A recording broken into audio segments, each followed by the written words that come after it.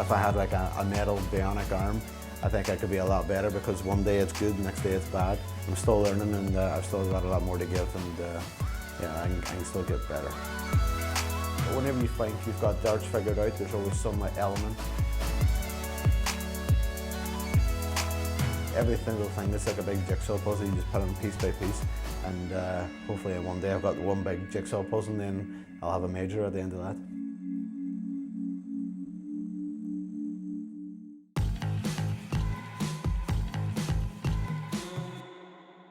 Daryl, the next season is coming up, 2020. Could you enjoy the time after the World Championships? Did you go to a holiday, or did you take time for yourself?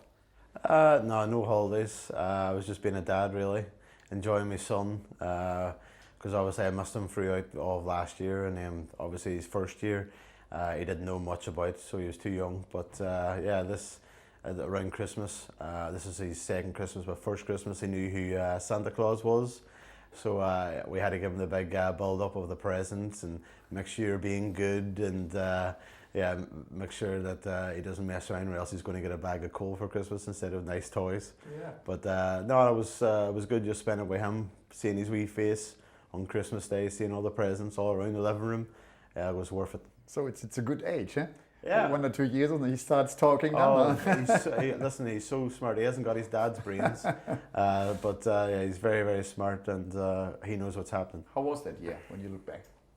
I think it was a lot of ups, downs, and probably playing more consistently, better than I ever have.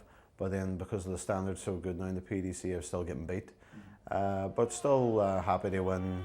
Obviously a Euro Tour, a Pro Tour, and I got a couple of semi-finals of a couple of majors, and the Premier League. So yeah, disappointed I didn't make the finals, and then probably push on and maybe lift another major trophy.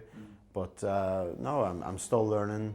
I play on the TV that many weeks now in a row. Everybody thinks I've been around forever, but I've only been thrown at the top for, this is what, my 3rd or 4th year now.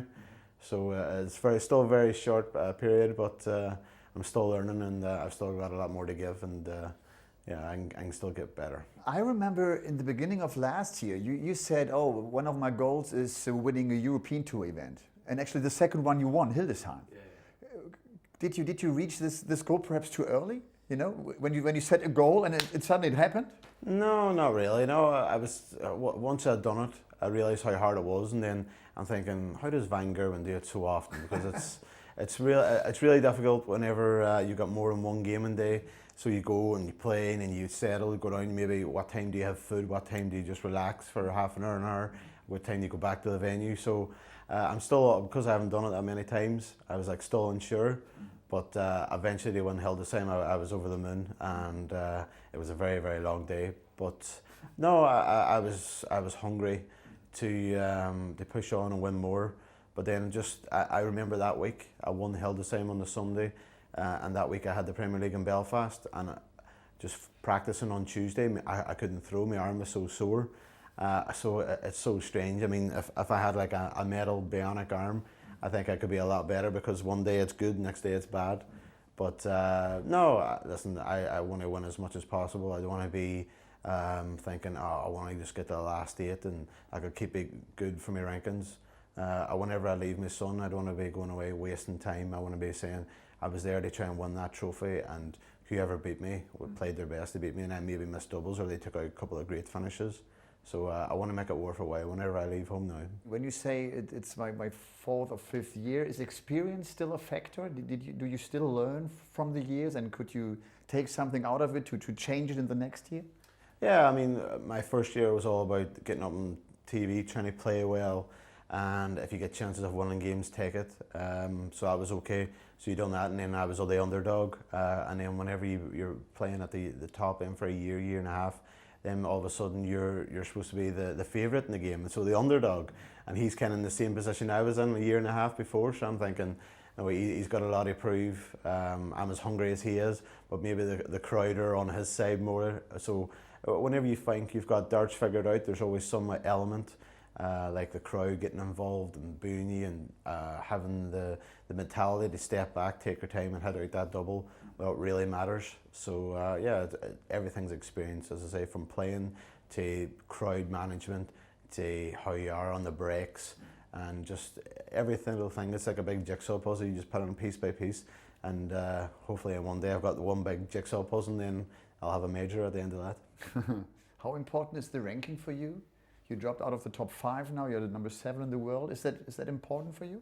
It's not really important, but I love being introduced as the world number 3 because I knew that it took Rob Cross a freak year to be world champion. They probably take my number 2 spot, I was that good, and then obviously Michael, he's so far in front.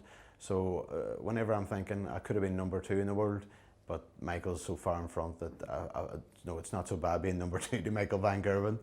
But yeah, no, just whenever I lost that night in the Grand Prix, which lost the money off my rankings and moved me down, I was very, very disappointed. But at the same time, I've still nearly had as good as a year without winning a major last year than the 2 previous years. So yeah, no, my form is there. I just need to be winning more clinical games under more pressure and get my rankings back up. I'd love to be in the top 5, but only other than playing in the Premier League. I'd love to be in the top 4 to get automatic promotion into the Premier League. Premier League, how important is that for you? In your priority list, is it close to the Worlds? Where's the Premier League? It doesn't come nowhere near any of the majors, but it's really good practice. Whenever I'm practicing on Thursday night before I walk out, I know I'm playing with the best other 10 players in the world, 9 players in the world.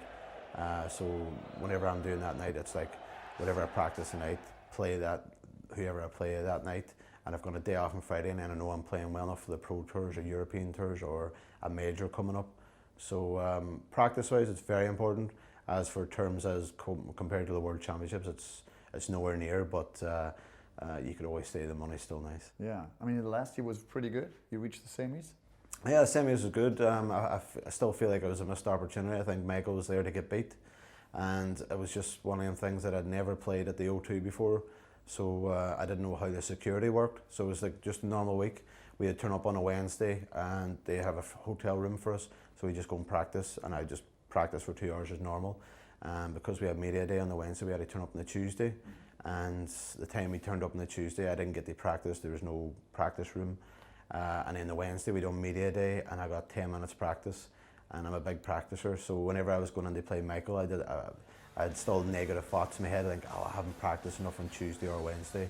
And then whenever I came down to, I think it was 7-all, and I had 6 darts in a double, I was like, oh, I got a bit nervous, and that's what cost me at the end up. But if I got to practice on Tuesday, Wednesday, I have 100% faith in myself that I would have beat him that night. Mm-hmm.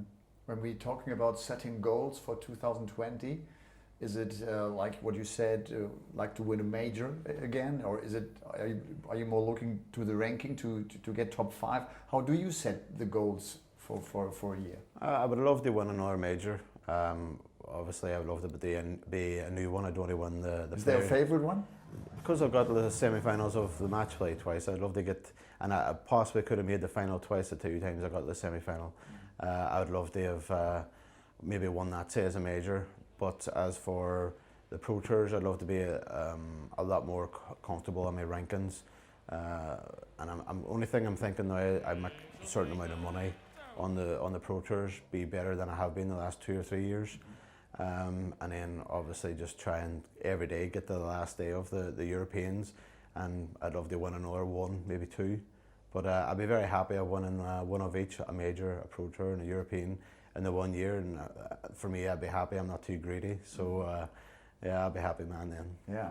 How difficult is it actually you play so many tournaments? You know, to go to every single tournament to say, oh, I want to win that. Yeah. It's I think it's very, very difficult to get the motivation really to do that. Is that a problem or sometimes? No problem. I still love darts. I love darts now more than I ever have.